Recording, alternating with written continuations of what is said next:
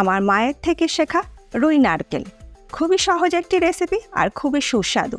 বর্তমানে আমাদের হাতে সকলেরই সময় খুবই কম, আর এই রেসিপিটি ঠিক সেই রকমই। বানাতে সময় লাগবে মাত্র 10 মিনিট, আর উপকরণও কিন্তু খুবই কম লাগবে। তাহলে কিভাবে বানিয়ে নেব এই রুই নারকেল, দেখে নেওয়া যাক আজকে আমার এই ভিডিওটিতে। রুই নারকেল বানানোর জন্য আমি নিয়েছি 5 পিস রুই মাছ। মাছগুলোকে আগে ভালো করে পরিষ্কার করে ধুয়ে নিয়েছি। এবার মাছ ম্যারিনেট করার জন্য এই মাছের মধ্যে দিয়ে দেবো 1 টেবিল স্পুন পেঁয়াজ বাটা, আদা বাটা দিয়ে দিলাম 1/2 টিস্পুন, রসুন বাটাও 1/2 টিস্পুন দিয়ে দিলাম, আর কাঁচা লঙ্কা বাটা আমি 1/2 টিস্পুন দিয়ে দিলাম, নুন দিয়ে দিলাম 1/2 টিস্পুন, কাশ্মীরি লাল লঙ্কা গুঁড়ো দিয়ে দিলাম 1/4 টিস্পুন, আর দিচ্ছি অল্প একটু লেবুর রস। খুব বেশি লেবুর রস দেওয়ার কিন্তু প্রয়োজন নেই। এবার সব কিছু দিয়ে মাছগুলোকে ভালো করে মাখিয়ে নেব।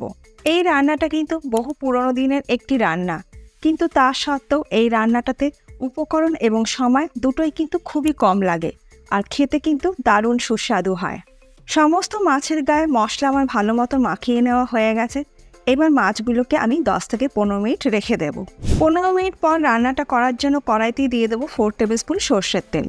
তেল ভালো মতন গরম করে নেবার পর ম্যারিনেট করে রাখা মাছের পিসগুলো তেলের মধ্যে ছেড়ে দিয়ে হালকা করে ভেজে নেব। গ্যাসের ফ্লেমটাকে মিডিয়ামে করে দিয়ে মাছগুলোকে উল্টে পাল্টে হালকা করে ভেজে নেব। মাছগুলো আবার হালকা করে ভেজে নেওয়া হয়ে গেছে, তুলে রেখে দেবো আলাদা একটা পাত্রের মধ্যে। এই রান্নাতে কিন্তু মাছটা হালকা করেই ভেজে নিতে হবে, কড়া করে মাছ ভাজার দরকার নেই। তবে কেউ যদি হালকা মাছ ভাজা পছন্দ না করেন, সেক্ষেত্রে কিন্তু মাছ কড়া করে ভেজে নিতে পারেন। মাছ ভাজা ওই তেলের মধ্যেই ফোড়নে দিয়ে দেবো 2টো তেজপাতা, দিয়ে দিচ্ছি বড় এক টুকরো দারচিনি, যেটাকে আমি ভেঙে টুকরো করে দিয়ে দিলাম। দিয়ে দিলাম 3টে ফাটিয়ে নেওয়া ছোটো এলাচ, আর লবঙ্গ দিয়ে দিলাম 4-5টা। ফোড়নটাকে একটু ভেজে নেব। 30 থেকে 40 সেকেন্ড সময় নিয়ে ফোড়নটাকে একটু ভেজে নেব। ফোড়না থেকে সুন্দর গন্ধ বেরোতে শুরু করেছে। এবার আমি এর মধ্যে দিয়ে দেবো 1 কাপ নারকেলের দুধ। এই নারকেলের দুধটা আমি ঘরেই তৈরি করে নিয়েছি। হাফ মালা নারকেলকে আমি কুড়িয়ে নিয়ে গরম জলে ভিজিয়ে রেখেছিলাম, তারপর মিক্সিতে ব্লেন্ড করে দুধটাকে বার করে নিয়েছি।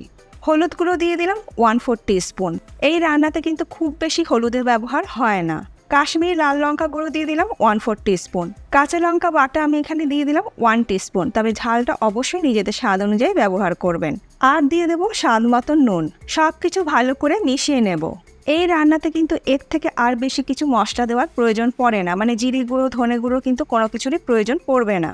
সব কিছু ভালো করে মিশিয়ে নেবার পর গ্রেভি যখন ফুটে উঠবে, তখন এর মধ্যে দিয়ে দেবো আগে থেকে ভেজে রাখা রুই মাছের পিসগুলো। মাছের পিসগুলো দেবার পর উল্টে পাল্টে একটু গ্রেভির সাথে মাখিয়ে দেব।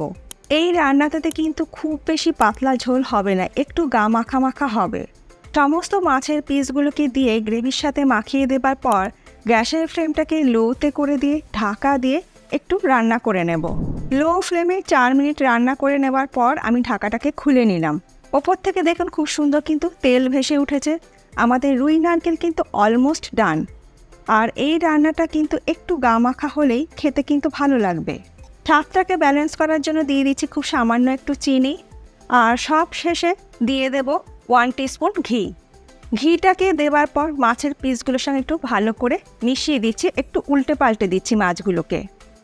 আর সব শেষে দিয়ে দেব 3টে চেরা কাঁচা লঙ্কা। গ্যাসের ফ্লেমটাকে আমি বন্ধ করে দিলাম। ঢাকা দিয়ে আমি 2 মিনিট স্ট্যান্ডিং টাইমে রেখে দেব।